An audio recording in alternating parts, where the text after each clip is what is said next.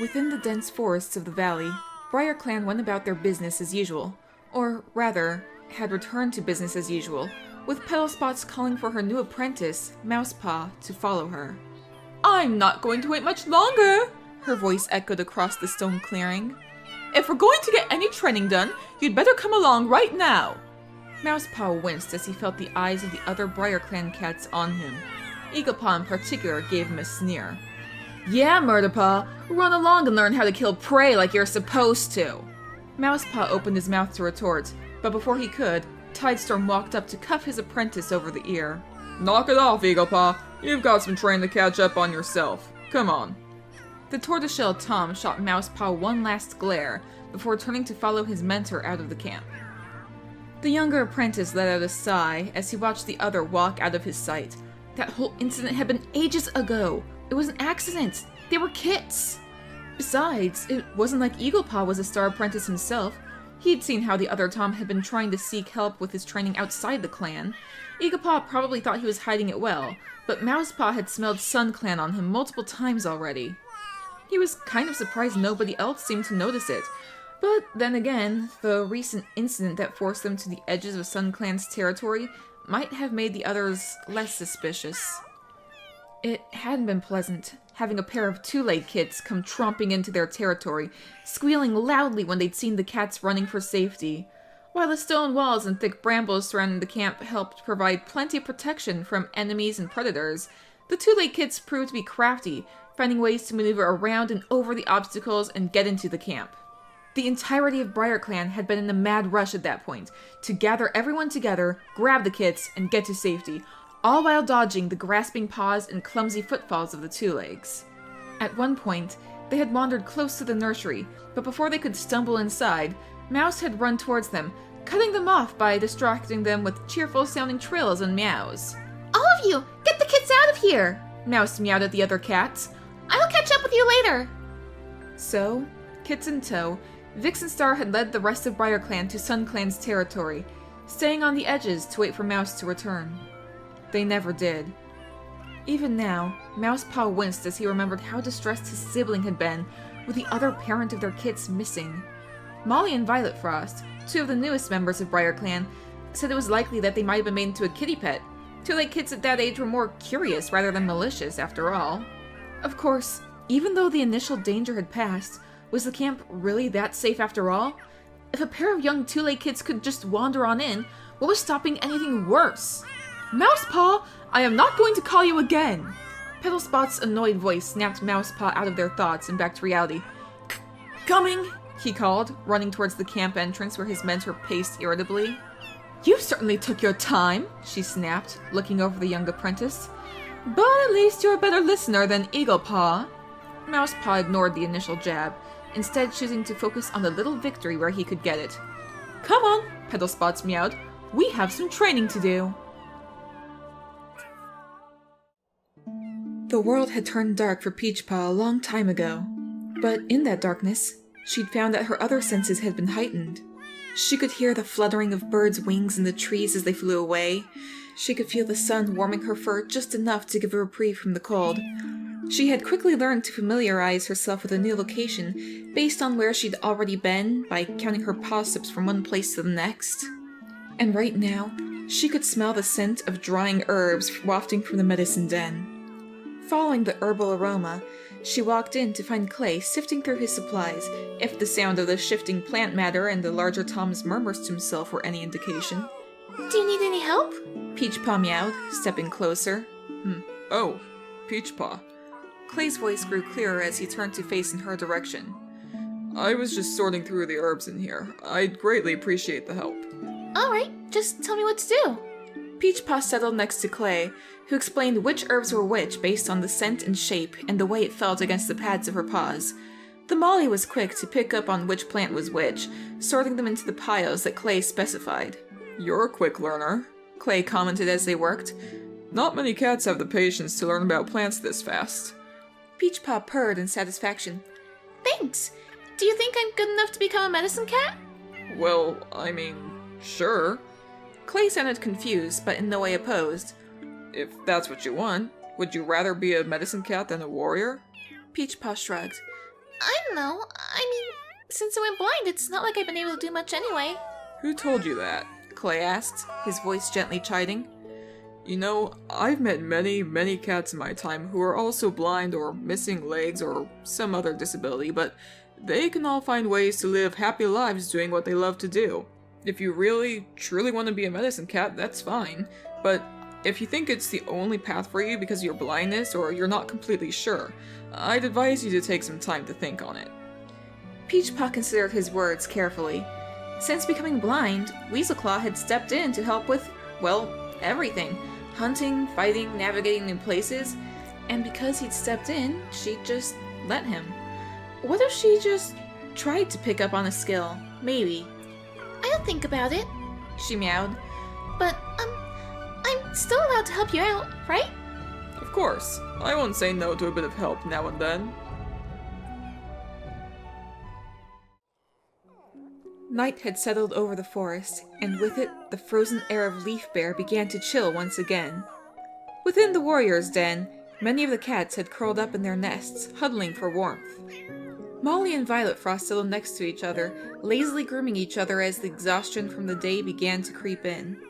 You know, Molly meowed as her mate licked behind her ear. Clan life suits you.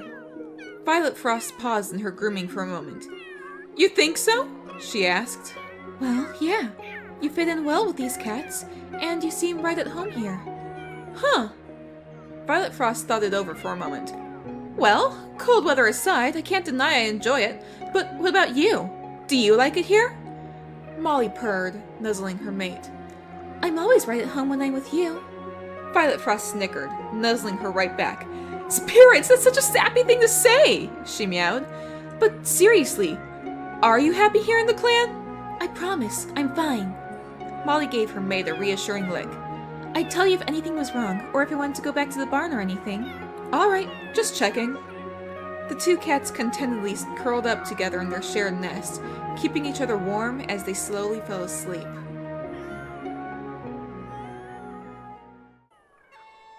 The sun had only just begun to rise over the valley, but over in the grasslands, SunClan's camp was already bustling with activity.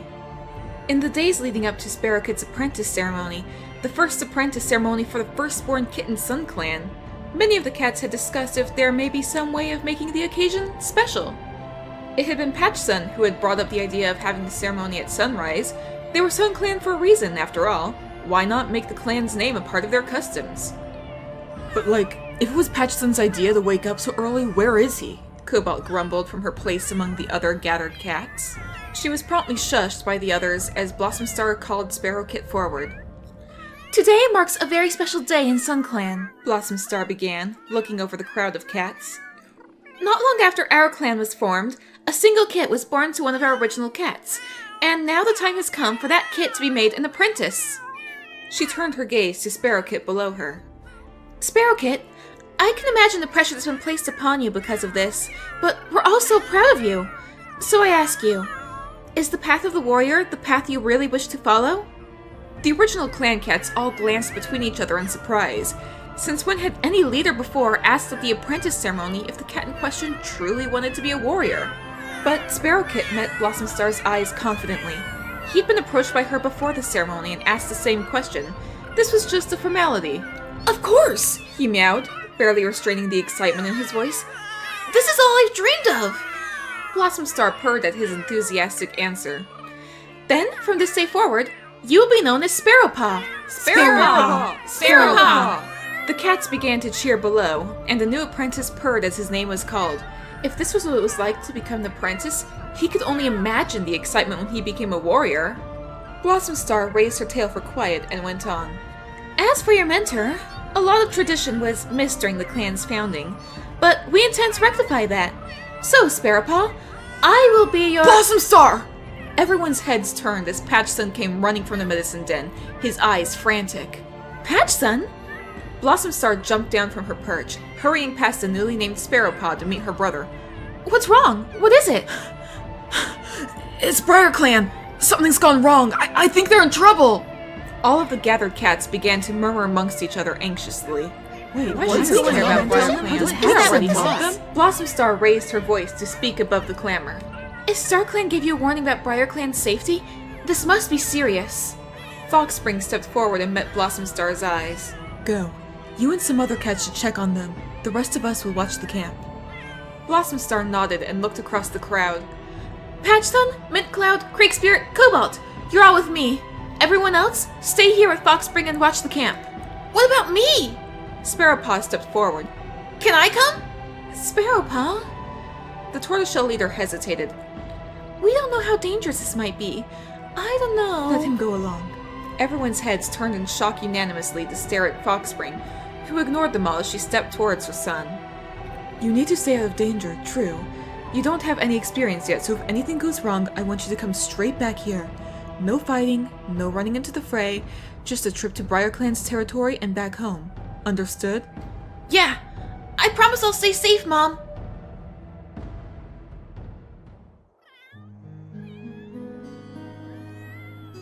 While SunClan had awoken to have their ceremony, further below in the forests, BriarClan had awoken to frozen air, empty bellies, and Tidestorm organizing an early morning hunting patrol. Weaselclaw had been one of the cats called on to take part in the hunt.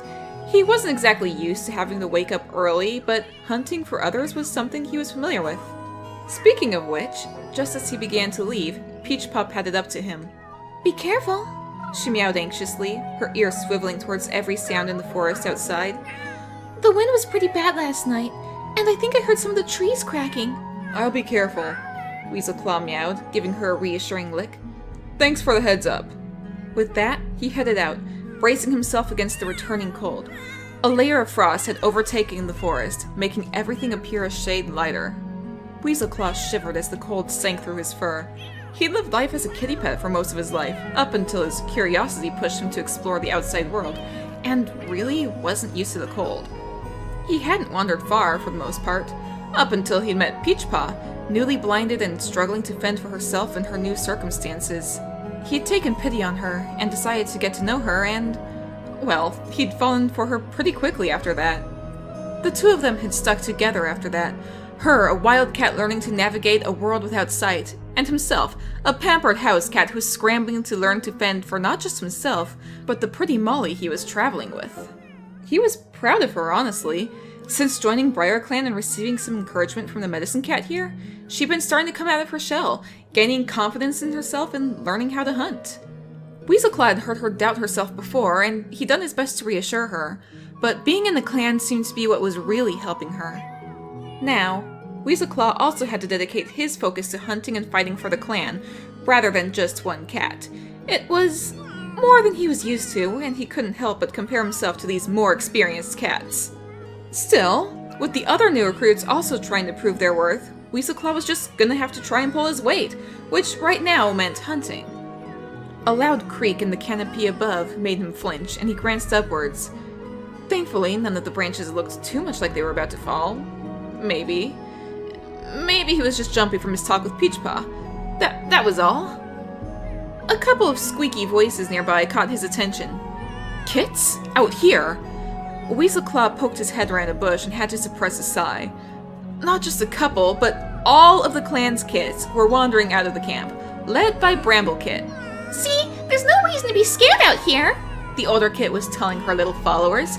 I know all about everything out here. Oh, don't touch the mushrooms, by the way. When I was even littler than you guys, another kid ate one and died. The other kids all listened, enraptured, and Weaselclaw rolled his eyes. Spirits, these kits were ridiculous. A loud crack high above caught his attention, and his head whipped up, and his stomach dropped in horror.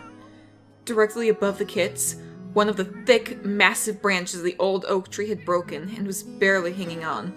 But Weaselclaw knew a branch that heavy was going down at any moment. For just a heartbeat, he was torn. He'd promised Peachpaw he'd be careful, but these were all just kits. Making a decision, the Grey Tom burst out from his hiding spot and rushed towards the kits, startling them and sending them scrambling.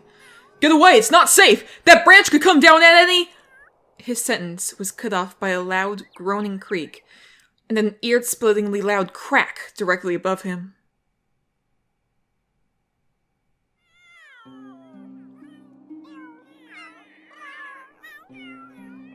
The commotion of sound and raised voices caught the attention of the Sun Clan cats even before Briar Clan's camp was in sight. Blossom Star glanced anxiously down the line of cats at her new apprentice. Sparrowpaw had been told to stay in the back for his protection. With luck, he'd listen to his mother's advice if things got too rough. At least, that's what Blossom Star hoped. As the massive stones that bordered the camp came into view, it became more apparent that the cats of Briar Clan were not under attack, but instead were barely visible gathered around a massive shape deeper in the territory. "What do you think's going on?" Creek Spirit murmured, but nobody had an answer, Cobalt next to them just shaking her head as she scanned for any sight of Tidestorm or Clay. Vixen Star was the first to notice the Sun Clan cats as she left the camp following a terrified Lightpaw. "What are you all—" She cut herself off and shook her head. "Never mind, if you're all here, you might as well help." Wait, help with what? Mint Cloud's question went unanswered, as Vixen Star took off running towards the crowd, leading the newcomers towards where her own cats were swarming around a massive tree limb that had fallen. A few cats were weaving through the branches, bracing themselves up against them to make room for more cats to leap up and call inside. As Blossom Star watched, a cat clambered out with a kit dangling from their jaws and rushed over to where Clay was seated with Peachpaw, both of them checking 2 more kits over for any injuries. The Sun Clan leader glanced behind herself at her brother. "Patchson, on it!" He brushed past her to join Briar Clan's medicine cat and his assistant, briefly greeting them before focusing on the kits. "Any sign of the others?" Duckfeather called from where they were anxiously pacing. Tidestorm poked his head out from a tangle of branches and shook his head. Nothing yet. We can hear him, but it's a tight fit. Blossom Star hesitated a moment before flicking her tail, calling Sparrowpaw forward. "Would it be safe for a new apprentice to take a look?" The Briar Clan deputy looked Sparrowpaw up and down, taking in how the apprentice was trying to appear confident, before nodding. Worth a shot. Come on, Paw, watch your step. The rest of the Sun Clan cats split up to help the Briar Clan cats clear away the loose branches and weave around the fallen tree limb, eventually and finally locating the last kits. They were frightened and scratched up and a little bruised, but thankfully, none of them were too badly injured. Or so it seemed, physically. But Sandkit remained unconscious, whimpering in their sleep. "What's wrong with them?" Duckfeather asked anxiously. "If they're not hurt, why won't they wake up?" Clay frowned as he looked the kid over once again. You've said they have nightmares pretty often, yeah? Do they ever talk in their sleep? Patchson looked up curiously as Duckfeather shrugged. I don't know. Usually they wake up by now, but... What are the nightmares about? Duckfeather's expression turned grim. Death, usually. They always die in different ways in their nightmares. Drowning, sickness, even getting killed in battle. I don't know what to do or how to help, though. Clay examined the kit carefully before looking around suddenly. Is there any cat unaccounted for? Weaselclaw! Peachpaw gasped. He hasn't been around this whole time! Where is he? Oh, StarClan, no! Vixen Star's shriek caught the attention of every cat in the vicinity. They all came running, demanding to know what was wrong, only to see the gray-furred body crushed beneath the thickest part of the fallen bough.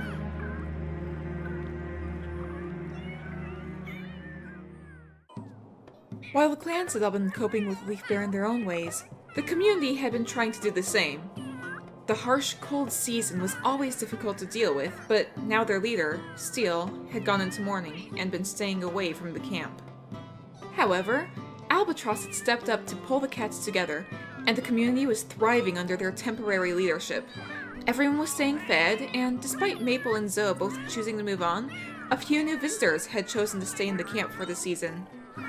The only real threat at the moment was Reed Clan, whose quest for more territory had led them to attack the cats of the community more and more frequently, even just for being near the border. Normally, decisions over the matters like these would be left to Steel, with input from his council. But with Steel gone, Albatross had called together Leaf, Red, and Nessa to discuss the issue. I told Steel this would happen if the clan cats were allowed too much territory.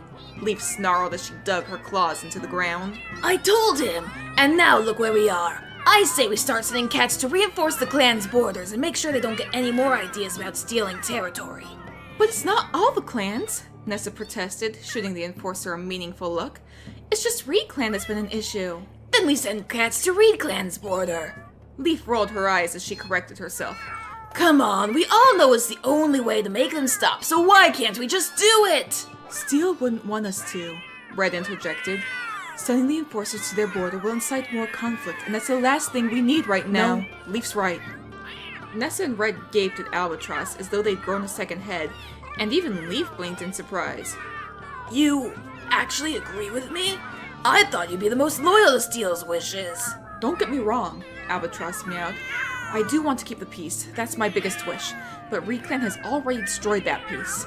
The other clans seemed wary of Reed Clan at the gathering, or at least wary of Finchstar. We should have questioned why that was, but now we're paying the price for our inaction. We need to do something. Then what do you say we should do? Nessa asked. Albatross thought for a moment, looking between the three other cats. We need to do what Leaf suggested, they finally meowed. The community and the land around us is supposed to be a safe place for any cats who need it. We're a sanctuary for those with nowhere to go. And if these lands are to remain a sanctuary, it needs to be protected. We have no reason to antagonize the other clans, but if Reed Clan insists on resorting to violence over even the most minor territory disputes, we'll simply have to do what it takes to protect this sanctuary. So, that's the border with Briar Clan, huh?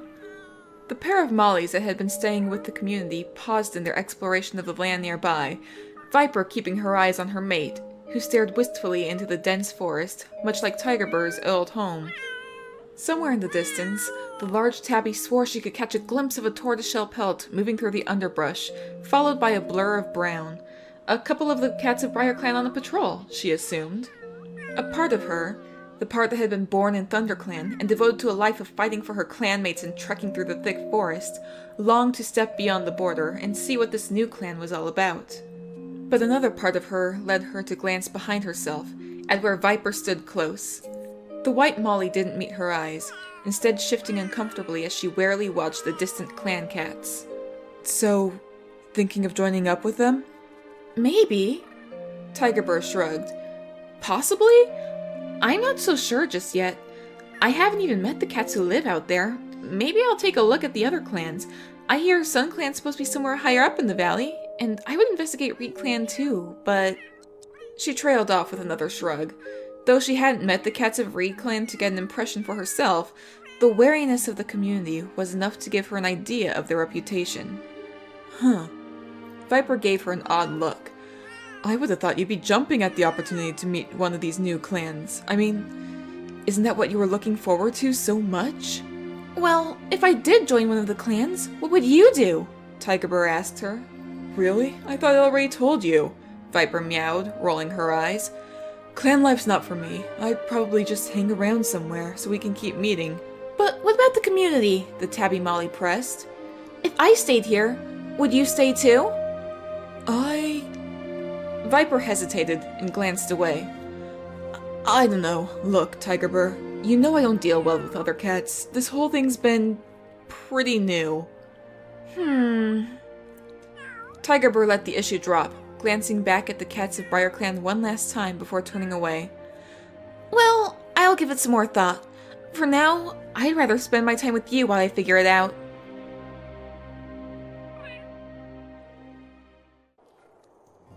Lion watched from a distance away as Leaf approached the fresh kill pile to eat. Despite the early hour, a handful of cats were already up and about, and Lion had been meaning to talk to the dark tortoiseshell about something anyway. The golden Tom glanced behind himself at Silver for reassurance, receiving a roll of the eyes and a nod from the older Tom. Consider this the first step of your training, Silver meowed. Talking to the scary Molly that's known for fighting anyone who mildly annoys her. You can do that. You can probably handle anything. Right. Lion was far from reassured by the other's words, but swallowed and approached Leaf anyways. Hello? Leaf? The tortoiseshell in question glanced up when her name was said, and regarded Lion with narrowed eyes. What? Hey, Lion swallowed and resisted the urge to flinch under the Molly's glare. Hey, so, you're pretty good at fighting, right? Pretty good? Leaf scoffed. I'm the best fighter the community's got. I'd say I'm far better than pretty good, Kit. Yeah, poor choice of words. Lion took a deep breath before continuing. Well, since you're a good fighter and all, I was wondering if you would train me? Me? Train you? The Molly looked the young Tom over praisingly. You do have the build for a good enforcer. But why? Are you considering sticking around? Well, maybe. I don't know. The cats here seem pretty nice. Lion glanced behind himself at the rest of the camp.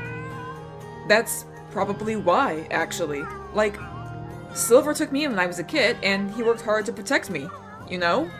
And then we came here, and the community took us in, and I want to pay it forward.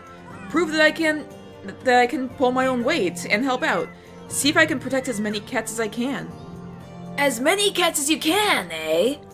Leaf's whiskers twitched in barely concealed amusement. That's a bit ambitious for such a young cat. I've got half a mind to call you crazy. But you've got guts coming to me of all cats and saying this. And you have the enthusiasm and the drive to learn. Just know I ain't gonna go easy on you. You mean you'll... Oh, thank you. Lion bounced on his paws excitedly. I promise, I won't let you down.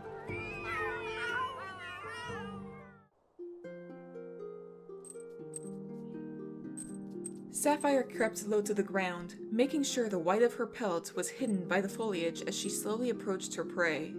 Hunting was still a new skill for her after living as a kitty pet for some time, but she liked to think she picked up on it fairly quickly.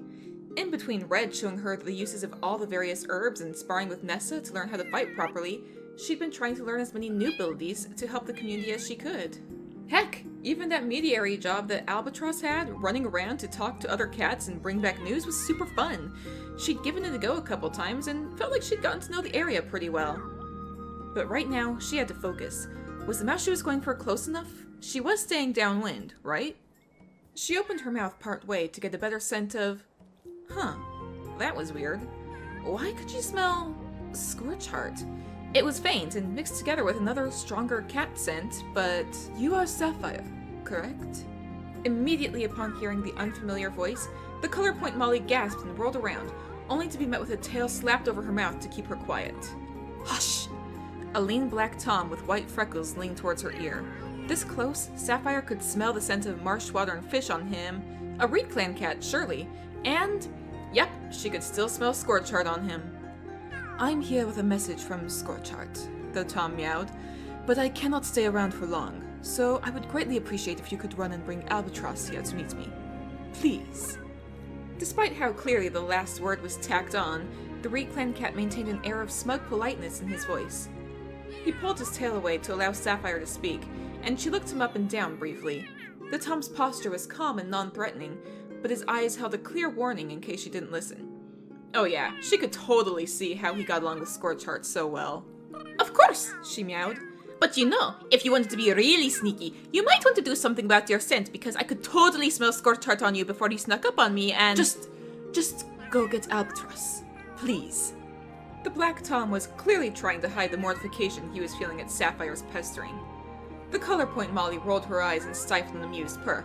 Okay, I'll go get him.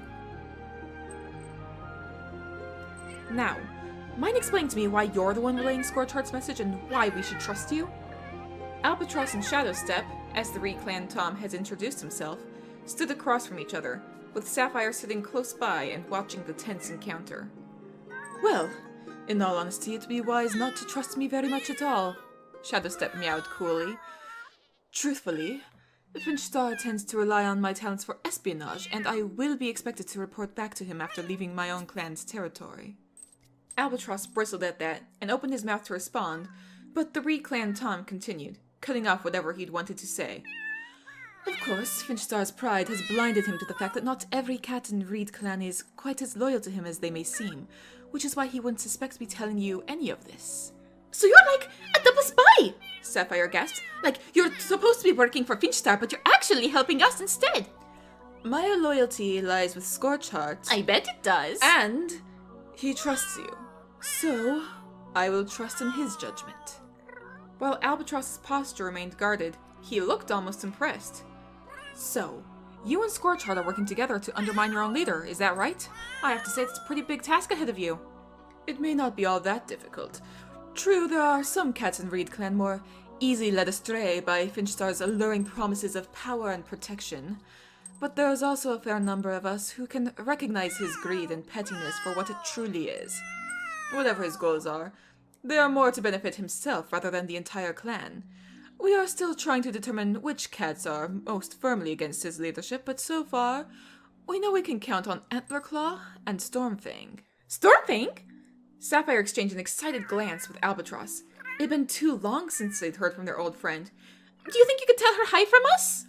I could do that, yes, the Dark Tom answered. Now, I've told you what I came to tell you, but I can't exactly go back empty-pawed. Information for information, after all. I figured you'd say something along those lines. Albatross hesitated, seeming to try to think of something to tell the other, so Sapphire decided to jump in. Oh, well, the other day, I saw a bug in the fresh kill pie that I thought was dead because it was on its back. But then, the leg started moving and wiggling, and it flipped itself over and started crawling away. Albatross gave her an amused look. Did you catch it? No, I think it earned the right to escape after that, but it was a pretty That cool... is a riveting tale, Shadowstep interrupted. But it's not exactly something I can bring back to Reed Clan with me. Well, it was worth a shot anyway. Albatross shot a look of reassurance towards Sapphire before sighing. I'm sure you'll probably hear about this soon anyway, but there's a few kids in the community that are almost grown enough to start deciding what roles they want to take on and begin training. We've also had an influx of visitors recently because, oh yes, Reed Clan has been driving them out of their homes and they have nowhere to go. Yes. Shadowstep sighed. The unfortunate casualties of Finchstar's conquest. But Creekspirit can't be, Sapphire blurted. They're a Sunclan cat, and they've been around a lot. Now that is interesting. Shadowstep leaned forward on his paws, his eyes alight with intrigue. Information involving the other clans is quite useful indeed. And you needn't worry, he added, seeing the worried glance that Albatross exchanged with Sapphire. If a guilty conscience is what ails you, I will do my best to avert Finchstar's attention from the community's involvement in the affairs of the clans. I appreciate that. Albatross's words were stilted, his stance having gone from guarded to decidedly uncomfortable. Will that be all then? Yes, even just that much should suffice. Shadowstep dipped his head. I'm glad we could have this talk. I'll be sure to pass your greetings on to Scorchheart and Stormfang as well.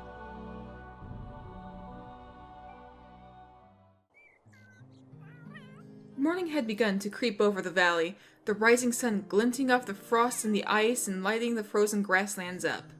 For most of Sun Clan, sunrise meant the time for most cats to begin waking up and leave camp to go on patrols or to hunt. But Foxspring watched from a distance away as the bushes at the camp's entrance rustled, and Creekspirit pushed their way in, the telltale smell of the community clinging to their fur. Blossomstar had been sitting near the entrance and padded over to greet them. Welcome back, Creekspirit. Are you doing okay? The young leader trailed off as the cream-colored cat stalked past, barely acknowledging her with a glance. Most leaders that Foxspring had known back in the old clans would have gone after the other cat, and at least tried to speak to the wayward soul. But Blossomstar simply sighed, scraping the ground beneath her with a paw absently. Why didn't you say anything to them? Foxspring questioned, padding up to the tortoiseshell. You're the leader. They need to at least show you some respect. Blossomstar glanced at her deputy, before looking away with a small shrug. Honestly, I don't know what I could say. Well, something at least. You could ask why they left, what they were doing, why they weren't helping the clan in the middle of Leafbare even though we need every paw we can get right now. Blossomstar sighed, and faced Foxspring with a resigned look in her eyes. Even if I did ask, do you really think they would answer? You just saw what happened. And it's not just Creekspirit. Sparrowpelt doesn't seem as much of a leader either. And even things with Patchstone have been very shaky of late. Foxspring inhaled deeply, wondering not for the first time when her job as deputy meant becoming the emotional backbone for the clan. You do realize this is a kind of self-doubt that's causing everyone to doubt you, right?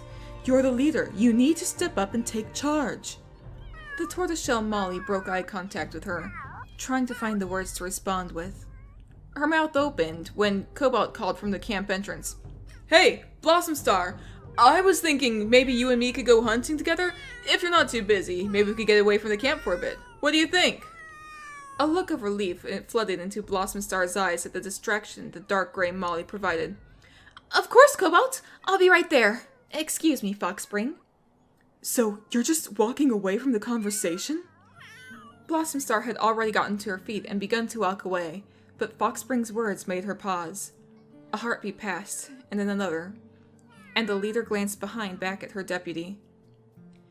You know, sometimes I wonder if the Fox Star Clan scent was actually meant for you. With those words, she darted after Cobalt, leaving Foxspring staring after her, stunned. True, Foxspring had taken on more of a leadership role than she was meant to have, but her? The intended leader? No, if StarClan had an issue with how their sign had been interpreted, they'd have said something by now. Surely. Still, maybe it'd be best if she were to talk to Patchson about all of this.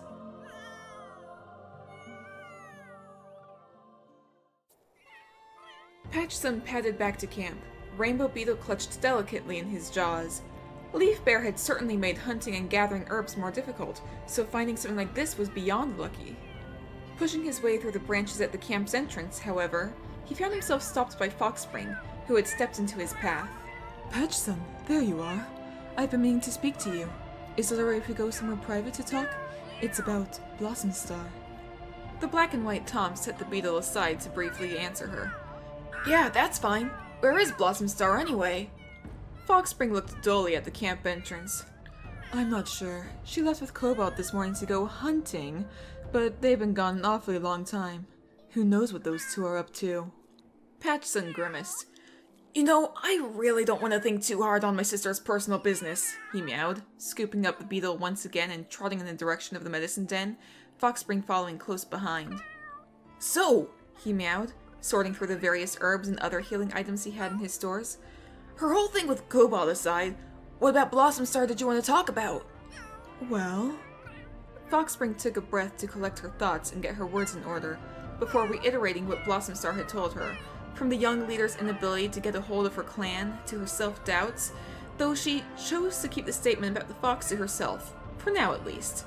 The last thing she wanted to do was imply she doubted the Medicine Cat's judgment when she was quite literally coming to him for advice. As it was, Patchson paused in the middle of his sorting and blinked a few times, absorbing the information he'd just been given. Okay, that's... oh boy. He sighed, shoving a clump of dried leaves back into their place. I'm sorry for dumping all of this on you, Foxspring apologized, but with everything that's happened... No, you're fine, Patchson meowed. This has probably been building up for a while, honestly. She used to talk to me about this kind of stuff back in Shadow Clan, but... He trailed off with a sigh, and Foxspring looked at him curiously. Is Shadow Clan apprenticeship really that stressful? Only if you're the leader's kit, and you have petal spots for a mother, Patchson meowed, his voice slightly bitter, before he seemed to catch the way Foxspring was staring at him. I mean, don't get me wrong, she's not a bad cat or anything. She just has high expectations. What sort of high expectations? Foxspring asked, her gaze remaining steadfastly fixed on the medicine cat. Well... Patchson shoved the last of the herbs into place as he spoke. I don't know if you remember this very well, but I was originally a warrior apprentice instead of a medicine cat apprentice, yeah?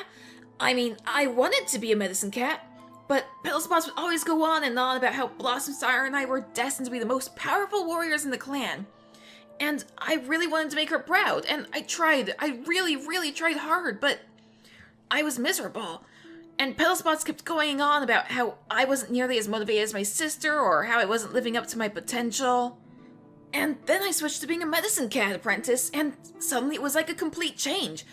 I started excelling and doing well, and Petal Spots started nagging Blossom Star about how, at the very least, I had some position of power, and it was like all the expectations and demands she'd had on me were suddenly on Blossom Star instead. It was a lot to deal with. I had no idea, Foxspring murmured, casting her gaze to the ground. She was always so well respected by all the clans. I mean, in terms of being a warrior, she did earn that respect. Patchson shrugged. Besides, it's not like it was obvious. From an outside perspective, any cat would want their kids to excel, and of course the leader's kids have a lot of pressure on them. He turned to face the deputy fully, his eyes filled with relief. Honestly, You're the first cat to not just dismiss it as an exaggeration. But, despite that, do you think you could ignore everything I just told you? Ignore it? Foxspring's tail twitched in surprise. Patchson, you just told me all of that and you want me to ignore it? For the time being, at least. The medicine cat meowed. Just forget it for now. I'll talk to Blossom Star when she gets back. StarClan knows how badly we need to talk. Just let it be for now.